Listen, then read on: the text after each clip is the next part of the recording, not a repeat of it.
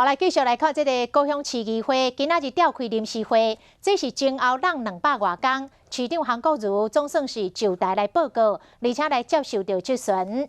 因为疫情的关系，这届临时会由3天缩短做1天，所以无议员个人质询的时间，都参小党时代力量，嘛无党团质询的时间无法度来质询，嘛就是因为安尼，所以这个会议开始进行。调呀，先伫遐咧争论，这个临时会嘛慢将近1点钟才来开始。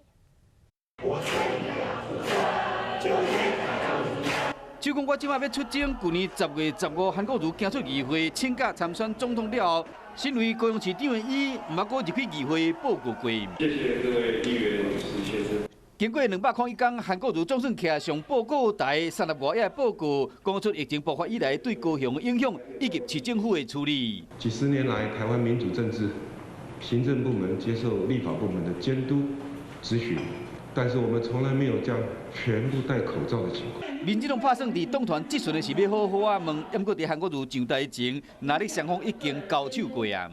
副议长，我具体建议啦，我具体主张啦。不用多，不然我们就上一次被强制没收的临时会，我们至少开3天。民进党跟无党的不是跟那个时代力量，不要在这个中间啊。对于这个罢韩的或什么，你们采取最大的一个做，不是这个样子的。